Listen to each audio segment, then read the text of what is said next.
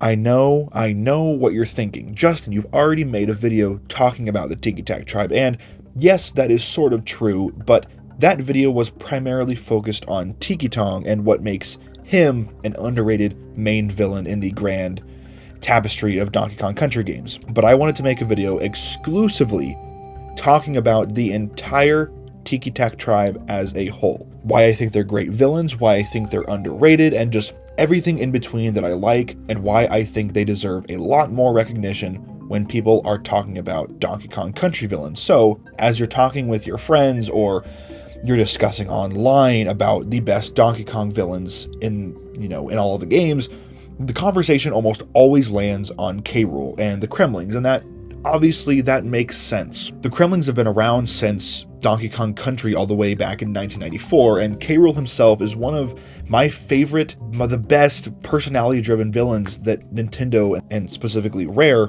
has ever made. But in 2010, Donkey Kong Country Returns gave us something that was completely different and felt completely new: the Tiki Tak Tribe. And while these wooden music-themed hypnotists don't get nearly the same level of love as the Kremlings, they absolutely should. And by the end of this video, I'm going to make a statement that will have a lot of targets put on my head. The Tiki Tak Tribe has charm, they have presence, and they have a sense of identity that sets them apart from your typical video game antagonists. They're weird, they're sort of unsettling, and they leave a very strong impression throughout the entire game. And yet, they're often dismissed or forgotten. So let's talk about why the Tiki Tak Tribe is one of the most underrated villain groups in all of Nintendo's repertoire, and why they deserve a second look. The Tiki Tak Tribe is introduced in Donkey Kong Country Returns and Donkey Kong Country Returns HD as a mysterious force that emerges from a volcanic eruption, the volcano on Donkey Kong Island.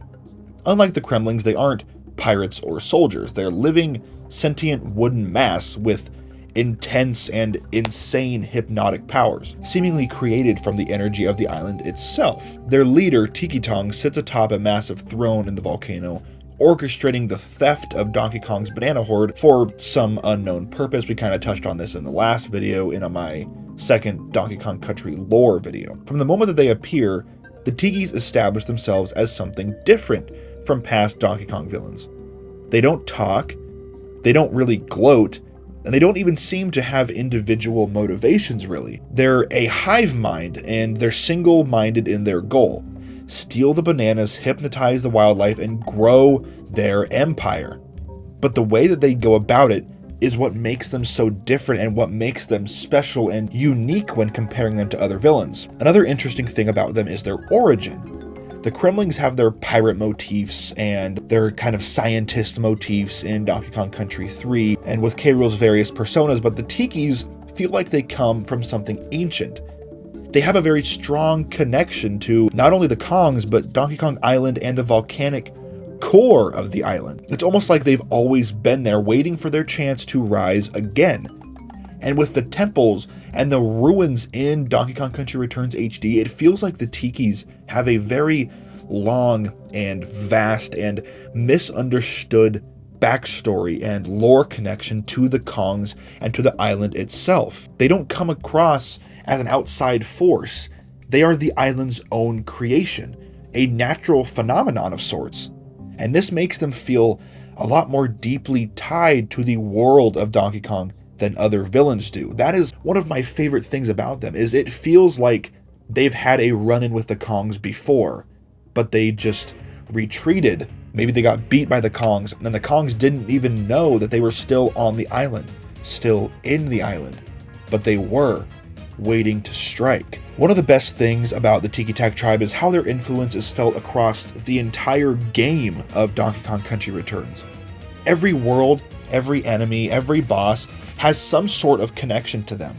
Unlike the Kremlings, who mostly acted as brute force invaders, the Tikis use mind controls and other subtle devices to turn the entire island against Donkey Kong and Diddy Kong. The moment that you start the game, you see them in action. They don't attack Donkey Kong directly. Instead, they hypnotize the local wildlife, turning peaceful and passive creatures into aggressive obstacles that you have to cross and that you have to overcome to beat the game. Even most of the bosses aren't part of the Tikis tribe. They're animals and creatures who have been taken over or forced to fight. And this makes every encounter feel very different and feel very kind of odd. You're not just fighting the Tikis, you're fighting the island itself, warped under their influence. This level of control makes the Tiki Tak tribe feel powerful in a way that is completely unique to things like the Snowmads or the Kremlings. They don't have an army because they don't need one.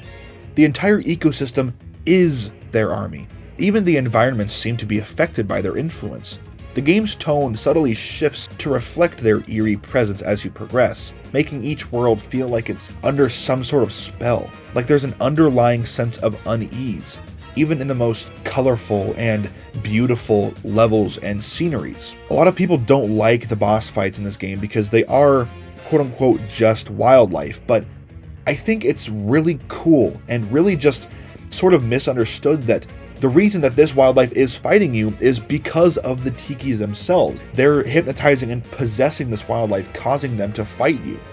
And I think that's more a show of power than if you were just to go up against huge Tikis. I think this is more effective. Like I said earlier, even though the Tiki Tak tribe itself doesn't speak, they don't have to, and they have a ton of personality. Their designs are simple, but they're very expressive. Each Tiki has its own look, with some of them resembling drums, maracas, or guitars. This music-based theme makes them feel lively and rhythmic, and it fits perfectly within this new game's world. When you fight them, they bounce, they shake, and they move in a way that feels rhythmic, that feels musical, that reinforces their musical identity and their ties to music. Then there's Tiki Tong himself, their leader, and my favorite design out of all of the enemies. He's one of the strangest final bosses in Donkey Kong history, but he's also one of my favorites. Unlike K. Rool, who relies on brute force and trickery, Tiki Tong absorbs the banana's magical powers to grow massive floating hands, making himself into a kind of wooden deity or maybe even a god to them. The fact that he uses bananas as a power source adds a layer of mystery to the Tikis. Again, I talked about this in my last video, about what the bananas exactly are. What are they? Why do they need bananas so badly? Their motives are never fully explained, but that makes it so much more fun and so much more eerie to discuss. Even the way that they get defeated is unique.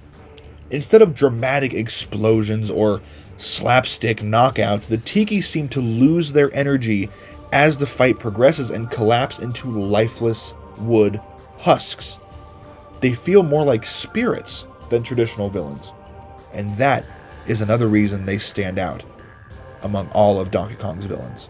So with all of these reasons that I love them as antagonists and why I think they're awesome, why don't they get more credit?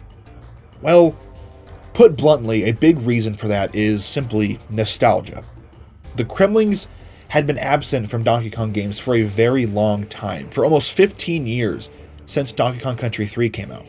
And a lot of people wanted them to return, which is completely understandable. But when the Tikis showed up instead, they felt like a replacement rather than a new addition.